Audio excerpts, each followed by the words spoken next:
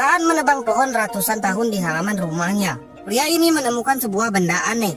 Ia langsung mengambil benda itu. Ternyata itu sebuah patung antik. Ia langsung membersihkan patung antik yang berwarna kuning keemasan itu. Dan sangat mengejutkan. Ternyata patung itu memang terbuat dari emas. Pria yang bernama Haki ini merasa ragu. Apakah patung ini benar-benar terbuat dari emas? Atau hanya kuningan biasa? Haki sendiri tak paham tentang benda antik. Merasa bingung.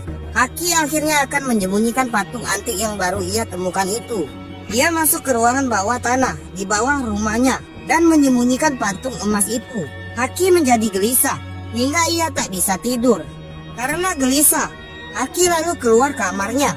Malam itu juga ia masuk gudang dan memastikan apakah patung itu benar-benar emas.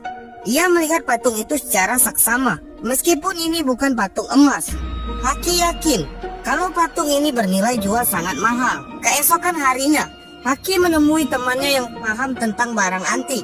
Ia hanya menunjukkan foto patung itu. Dan temannya yang bernama Erhan mengatakan bahwa patung antik itu tentu harganya sangat mahal. Dan ia bersedia membantu Haki untuk mencari pembeli patung itu. Dan keesokan harinya, datanglah seorang pembeli menemui Haki. Haki menunjukkan patung itu pada orang kaya tersebut. Dengan sangat teliti, pria kaya itu melihat patung emas milik Haki. Lalu ia menawar patung emas tersebut dengan harga 500.000 lira. Namun Haki tak setuju, karena patung ini terbuat dari emas. Ia meminta harga 2 juta lira. Namun pria kaya itu tak mau. Ia hanya akan membeli patung itu seharga 500.000 lira atau senilai 200 juta rupiah. Setelah bernegosiasi alot, Haki terpaksa menjual patung itu seharga 500.000 lira. Haki langsung pulang dan membawa banyak uang cash. Ia menunjukkan uang itu pada istrinya. Tentu istri Haki yang bernama Nermin sangat kaget. Nermin menanyakan dari mana Haki mendapatkan uang sebanyak itu. Haki lalu mengatakan bahwa uang itu hasil dari penjualan benda antik yang ia temukan di kebun mereka. Keesokan harinya, tanpa Haki menjemput anaknya yang pulang dari sekolah. Ternyata Haki membeli mobil baru. Ia membawa anaknya dengan mobil baru itu. Dengan uangnya, Haki tak perlu kerja lagi untuk musim panas tahun ini. Haki juga mengajak keluarganya makan di rumah makan mewah. Haki berpoya-poya setiap hari. Namun karena selalu berpoya-poya, uang Haki makin hari makin berkurang. Nermin meminta agar mereka segera berhemat. Namun Haki tak mau berhemat. Karena uang ini adalah uang yang didapat dengan mudah. Ia yakin kalau di halamannya mempunyai lebih dari satu patung antik. Pasti masih ada patung antik lainnya. Bahkan mungkin patung antik yang bernilai jauh lebih mahal dibanding patung antik yang kemarin ia temukan. Keesokan harinya, Haki kembali mendatangi pohon ratusan tahun yang ada di halamannya. Ia bersiap untuk kembali menggali. Namun tiba-tiba, Erhan sang calo temannya datang. Erhan melihat Haki yang hendak menggali pohon itu.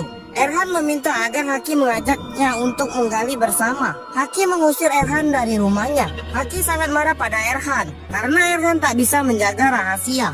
Ia meminta Erhan untuk tak banyak bicara tentang benda antik yang ia temukan. Namun Erhan mengatakan kalau ia akan datang lagi jika Haki menemukan benda antik lainnya. Karena takut diketahui oleh orang bahwa ada barang antik di bawah pohon, Haki membeli banyak papan. Ia akan membangun ruangan, dan di ruangan itu ia akan menggali. Bahkan ia juga memasang pagar di sekitar pohon 100 tahun di halaman rumahnya. Hingga suatu hari, Haki melihat berita bahwa patung kepala emas yang dia jual kemarin ternyata diperjualbelikan di pasar internasional. Dan harga patung emas itu seharga 5 juta euro. Atau senilai 98 miliar rupiah. Haki sangat shock mendengar betapa mahalnya patung itu. Ia sangat marah dan merasa telah ditipu oleh Erhan. Haki mendatangi Erhan. Ia sangat marah pada Erhan. Namun Erhan mengatakan kalau ia juga tak tahu kalau patung emas itu bernilai jual mahal. Karena bertengkar, akhirnya Haki terlibat perkelahian dengan Erhan. Setelah kejadian itu, Haki terus menggali tanahnya hingga ia hilang kendali. Nermin mencoba mengingatkan Haki agar berhenti menggali, namun Haki tak peduli. Kehidupan Haki mulai berubah. Ia sudah tak peduli dengan keluarganya. Ia hanya fokus menggali dan mencari harta karun. Karena kesal dengan Haki yang sudah tak peduli lagi dengan keluarganya, Nermin akhirnya pergi meninggalkan Haki. Kini Haki tinggal seorang diri. Namun Haki tak peduli. Ia terus menggali hingga ia mendeteksi ada benda antik di bawah galiannya. Haki sangat semangat menggali. Bahkan ia tak peduli dengan kesehatan dan tenaganya yang mulai melemah. Akhirnya Haki menemukan sebuah barang antik berupa kepala patung. Haki mencoba mengeluarkan kepala patung itu dari galian. Namun tiba-tiba galian Haki roboh. Haki tertimpa tanah galiannya dan ia terkubur bersama barang antik yang baru ia temukan. Begitulah akhir cerita dari film Haki tahun 2024. Sampai jumpa di film selanjutnya.